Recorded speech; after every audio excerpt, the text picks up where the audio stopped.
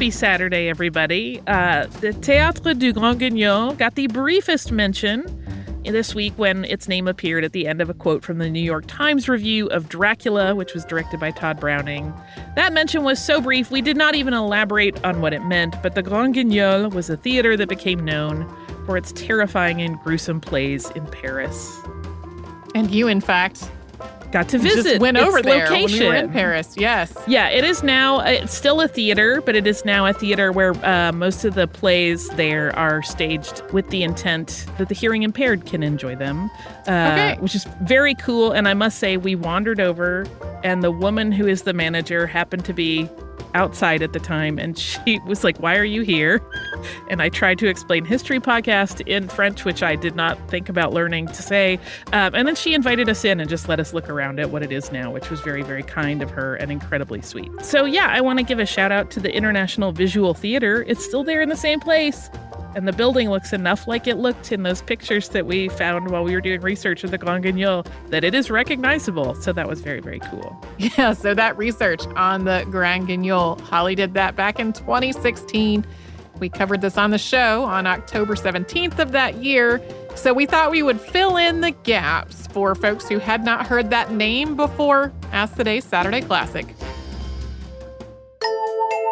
Welcome to Stuff You Missed in History Class, a production of iHeartRadio.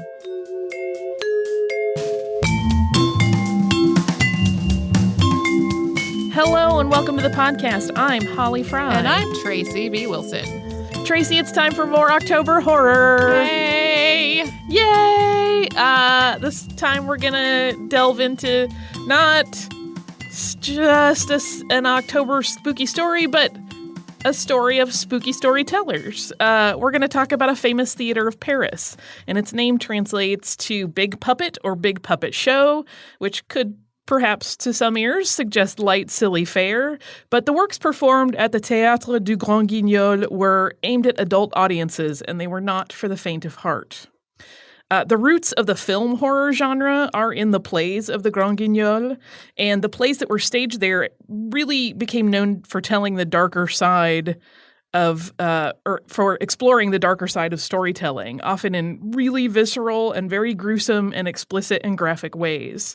It was outrageous and terrifying and sometimes scandalous, and it became a beloved fixture of the Parisian theatrical scene in the early 1900s.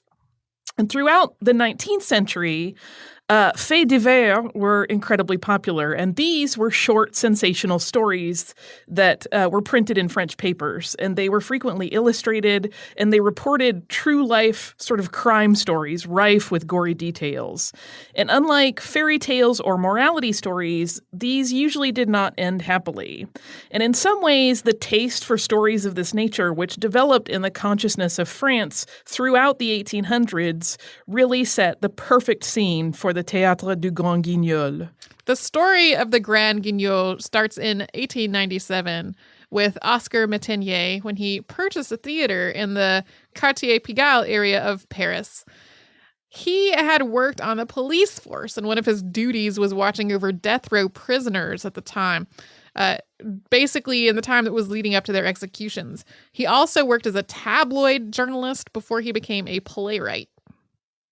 Métainier had been working with André Antoine at the Théâtre Libre, which staged stories of the lower classes of Paris. They really were kind of doing this whole naturalist thing that was growing in popularity. But that theater had really struggled, and it shut its doors for good in the mid-1890s. During the run of Théâtre Libre, Métainier had written some of the most provocative short plays that were staged there. The Théâtre du Grand-Guignol sat at the end of a small cul-de-sac called the Impasse Chaptal. It had originally been built as a chapel, and some of the original chapel decor remained, including angel sculptures hanging over the orchestra pit and seating boxes, which, due to their carved wood paneling, looked like confessionals. And the stage there was a tiny square, 20 feet by 20 feet. That's about 6 by 6 meters. And there were somewhere between 230 and 285 seats, depending on what source you're reading.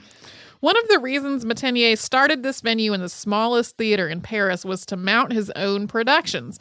His naturalist plays were just not the kind of thing that other playhouses were willing to produce. He had done some work writing farces and prose, but Metenier eventually went back to short plays. Like those that he had worked on at the Théâtre Libre, Oscar's plays written for the Grand-Guignol featured characters of the street, such as hustlers, sex workers, and homeless people. And he launched his theater on April 13th of 1897 with a slate of 7 shorts. 2 dark tales performed that evening were written by Metenier, while the other 5 were a mix of comedy and drama that had been written by other writers.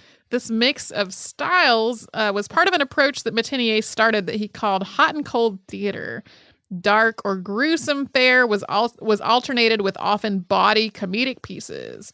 Because the theater would run anywhere from 4 to 7 different plays every night, they could take the audience through a series of emotional highs and lows over the course of one evening. As a result of this style switching, the horror seemed more frightening and the comedy seemed funnier. Yeah, it's often explained as if you run hot water on your hands and then switch to cold, the cold seems icier than it is, and vice versa. So that same sort of thing was being applied to staging their productions for the evening. And while Metenier had thought that in running his own theater house, he'd have the freedom to stage the shows he wanted, it turned out that the Paris police actually felt a little bit differently about the situation. One of his first shows, Mademoiselle Fifi, which was an adaptation of a novel, was shut down temporarily by police censors because the main character was a sex worker. Although the police didn't appreciate the gritty realism of Metenier's plays, audiences really did. The Grand-Guignol was successful basically immediately. Yeah, people really loved it. But even though it was doing quite well, Oscar Metenier did not head up the theater for long. In 1898, just the following year, Max Maury took over as director. And Metenier had run the theater for 4 seasons, but he really felt like it was impossible to keep the shocking stories going long term, so he sold the whole business to Maury. With that change in leadership was a significant change in the tone of the offerings on stage. Maury had a lot of theater experience, but was not one of Paris's highbrow artistes. He wasn't especially concerned with continuing the style of naturalism for artistic integrity. He wanted to make the theater profitable, just because it's a business. Under his guidance, Grand-Guignol gained a reputation for bloody, terrifying offerings. And Maury catered to a sort of voyeuristic bloodlust in the audience. His lineups, filled with unsettling visuals that struck fear in viewers and made them question exactly where the line between theater and reality sat, came to be called slice of death as a counter to Metenier's slice of life dramas. Maury was a masterful marketer of the Grand-Guignol during this time. He hired a doctor to attend all the shows in case anybody needed to be treated for fainting, and he reveled in the publicity that move brought. He measured the success of any given show by how many people fainted during it. Yeah, they really were doing some very, very graphic, beheadings, dismemberments, disembowelings, lots of stabbings and eye gougings. They were really doing some pretty impressive onstage effects.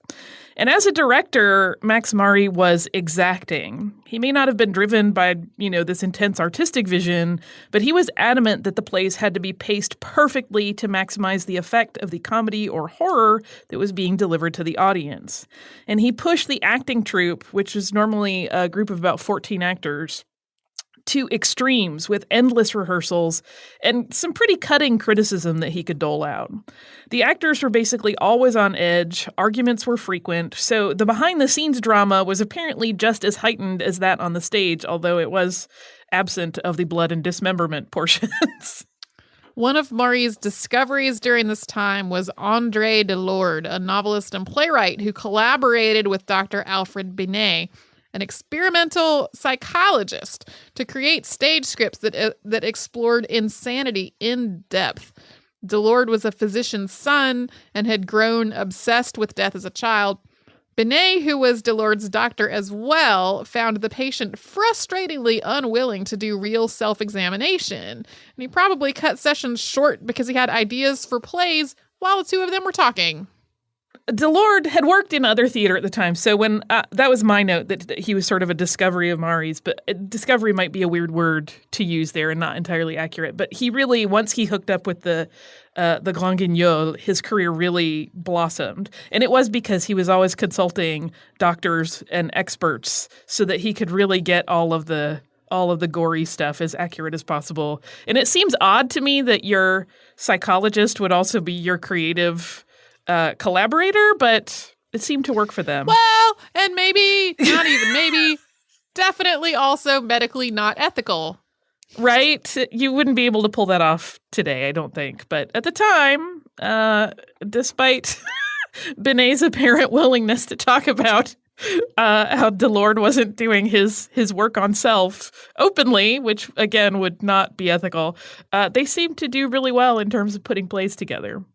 And Delord would eventually earn the nickname the Prince of Terror for his dozens and dozens of plays that combined this fascination with psychology and death with stories that had been sort of gleaned from newspapers and police reports. And that combination really examined the depths of humankind's savagery. Delord favored insane asylums and surgeries for settings of his dramas, and his goal was to write a play that was so filled with terror that it would clear the entire audience within minutes of beginning. It's a weird goal. When I was about 24 years old, I dated somebody whose goal was to write a book so scary nobody could get to the end of it. Anyway, all of this ultimately led to incredible success, so much that it is often Max Maury and not Oscar Métainier who's credited with starting the Grand-Guignol. There was an average of 2 faintings per night, which just seemed to entice new audience members to come in. And those 2 people, by the way, were normally men. The Grand-Guignol became celebrated as part of Parisian culture. Yeah, the explanation that's often given as to why it was always men that fainted was because the ladies would cover their eyes when the scarier parts happened, whereas the men would not. But I think that matter could potentially be up to debate. The Grand-Guignol's next director took the gory realism portrayed on stage to all new levels. But before we get into that, we're going to take a little break and have a word from one of our sponsors.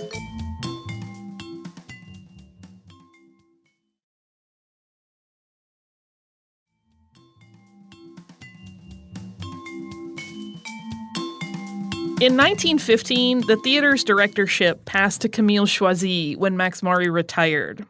Charles Zabel was also a financial partner, but it was Camille Choisy who was running things.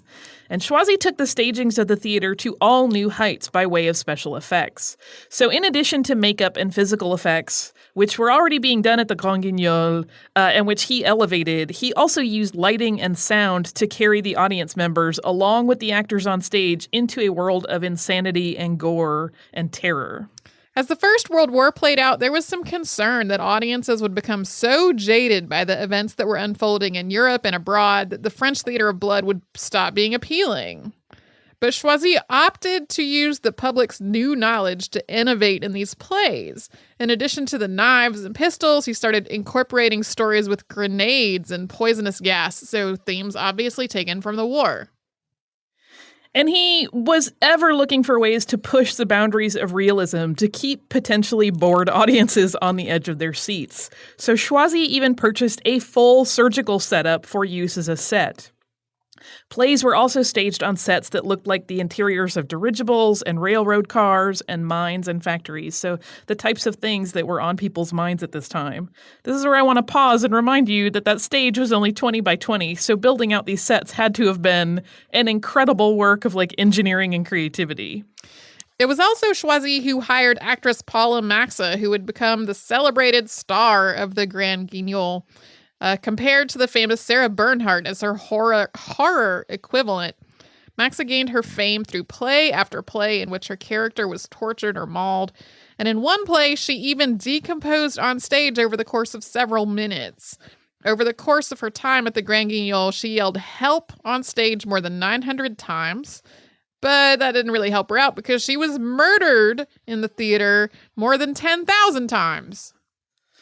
Yeah, she, when you're doing 4 to 7 plays a night, you can get killed over and over in the course of one evening as an actor. And by this time, with the range of special effects in each show continuing to grow, these actors became masters not only of portraying human emotion at the extremes of experience, but they also had to become incredibly skilled at simultaneously deploying the tricks of their trade that went far beyond like using blood packs and like having to explode one of those. Actors would have to trigger effects that made their faces appear to melt or their skin burst into flame or any number of other horrors while they were still doing the job of trying to act realistically. As the spectacle grew, the Grand Guignol drew a wide-ranging audience. People who lived nearby would attend to enjoy some local theater, and the highbrow art set bought tickets to indulge in the darker themes on the stage there.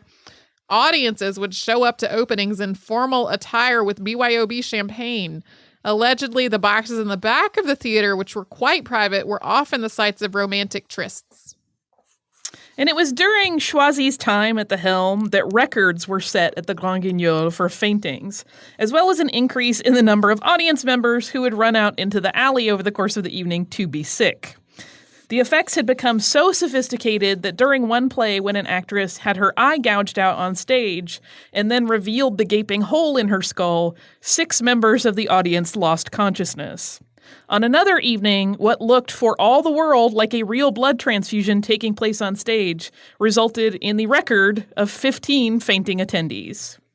Choisy ran the theater for more than a decade before Jacques Jouvin became the director in 1926. Jouvin, who bought out Charles Zibel, really seemed to want to depart from what had gone on before, and in fact had made the Grand Guignol famous. Choisy stayed on for a while as a collaborator, but he left after 3 years to start a competing theater. And Jouvin also fired crowd favorite Paula Maxa, who also left and started her own theater. Unfortunately, neither Maxa's venture nor Choisy's took flight, however. The new director began to stage shows that were less creative and exploratory and set up one gag after another. He set slates that were thematic for a whole evening, sometimes all penned by the same writer. Sometimes there were multiple writers listed on the playbill, but they were all just his pseudonyms. Yeah, he usually is characterized as kind of not understanding what the true magic of the Grand Guignol was. And without the artistry of storytelling that had teased out the tension and fear of a story, the audience lost interest. And additionally, the theater productions started to have to compete with the early Universal horror films. Dracula, starring Bela Lugosi, debuted in 1931. James Whale's Frankenstein also came out that same year. And while their roots were in many ways in the horror and the identity of horror and storytelling that had started at the Grand Guignol, they were now a very real threat to that theater, and attendance dwindled rapidly. In 1937, a British actress named Eva Berkson took over this limping theater from Jouvin. For a while, it seemed like there was some hope for a return to the golden days of the Grand Guignol. Berkson relaunched the theater with a mix of old audience favorites and new plays, and she hired back Paula Maxa. But due to years of screaming, the former queen of the Theater of Blood had damaged her vocal instrument, and she could no longer scream like she once did. Yeah, she really wasn't able to project, according to most accounts, or even speak much over like your standard speaking voice. Berkson was able, however, to bring audiences back, and for several years, the small former chapel once again was home to devoted crowds and spurting blood. But the German occupation of Paris in 1940 brought Berkson's involvement to a screeching halt. She fled. As a British national, it would have been incredibly dangerous for her to try to stay, although the theater did continue to mount productions in her absence. Occupation slates were by and large repeats of the ones that had played under Choisy's leadership. The old director had returned in Berkson's absence to try to keep things going, and some of the occupying troops did attend, although the theater was deemed degenerate art, even though Hermann Goering quite liked it. Yeah, there were apparently plans when Germany was finally victorious to basically like destroy the Grand Guignol and pretend it had never existed, just wipe it from the history books. But as we know, that's not how the war played out. And Berkson once again resumed her leadership role at the Grand Guignol in 1944. And this time, when she returned from England, she had a husband who was Alexander Dundas. And World War II really dealt a severe blow to the theater. For one, there was some ill will in Paris that the Grand-Guignol had stayed open to entertain the enemy troops. Bergson's return seemed to help smooth that over a little bit, and a visit from General Patton to the theater actually caused an uptick in ticket sales temporarily.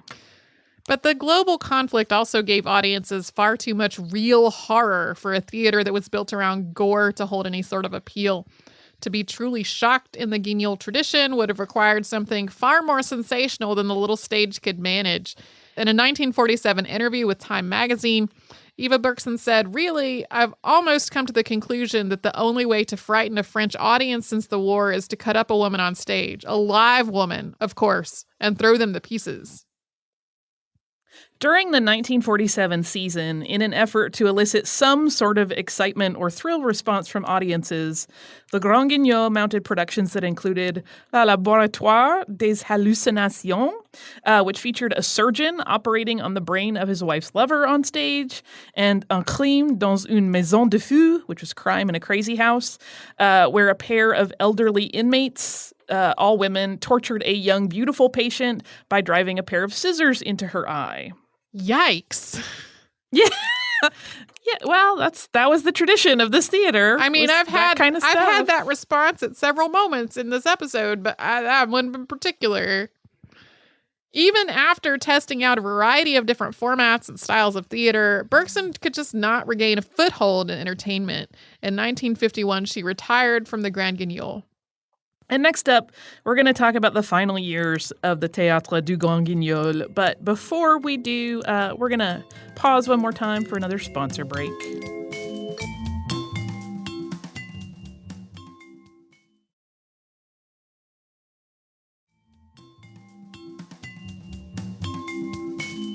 The last decade of the Grand-Guignol was marked by struggle, artistic uncertainty, and rapid turnover.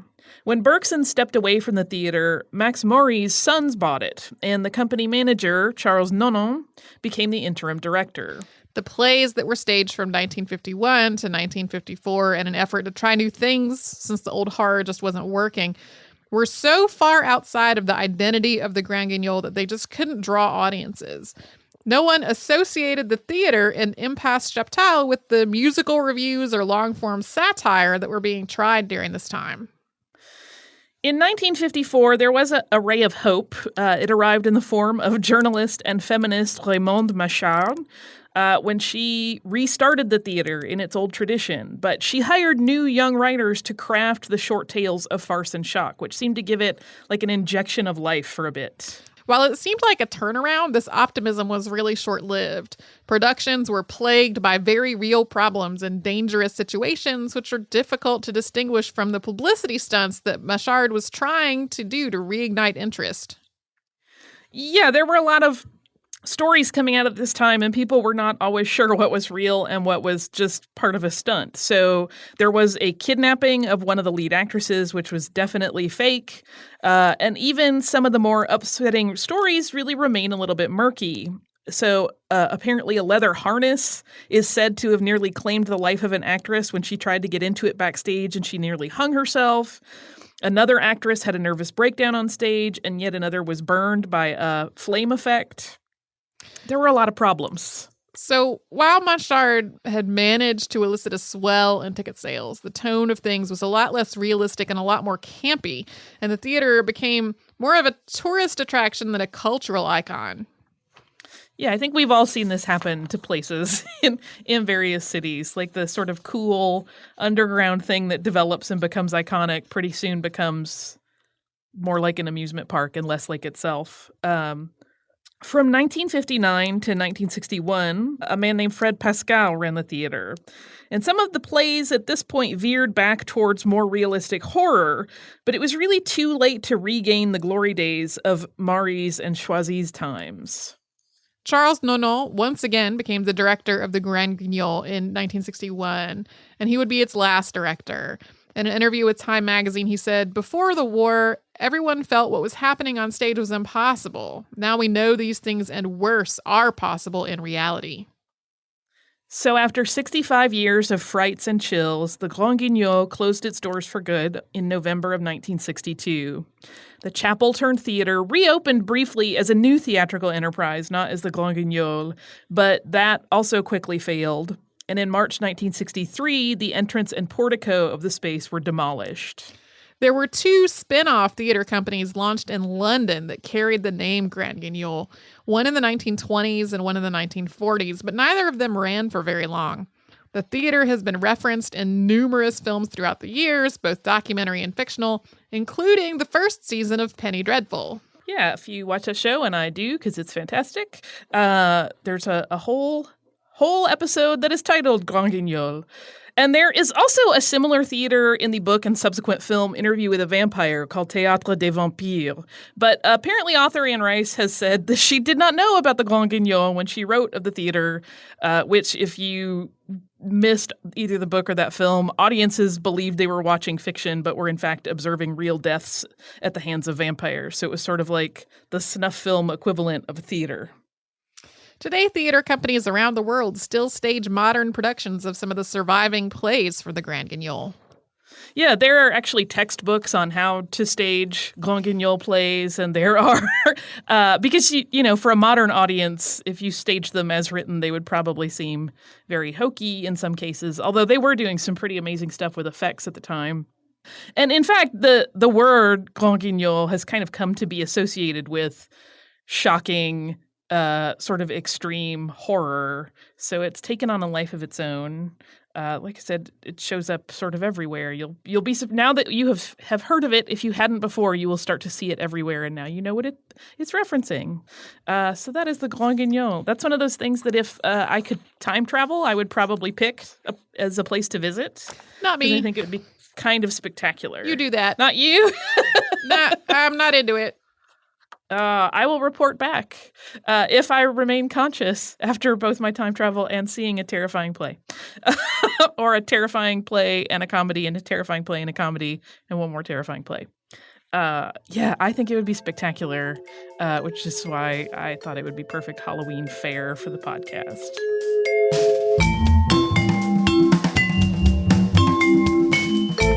Thanks so much for joining us on this Saturday. Since this episode is out of the archive, if you heard an email address or a Facebook URL or something similar over the course of the show, that could be obsolete now. Our current email address is historypodcast@iHeartRadio.com. Our old How Stuff Works email address no longer works. You can find us all over social media at Missed in History. And you can subscribe to our show on Apple Podcasts, Google Podcasts, the iHeartRadio app, and wherever else you listen to podcasts. Stuff You Missed in History Class is a production of iHeartRadio. For more podcasts from iHeartRadio, visit the iHeartRadio app, Apple Podcasts, or wherever you listen to your favorite shows.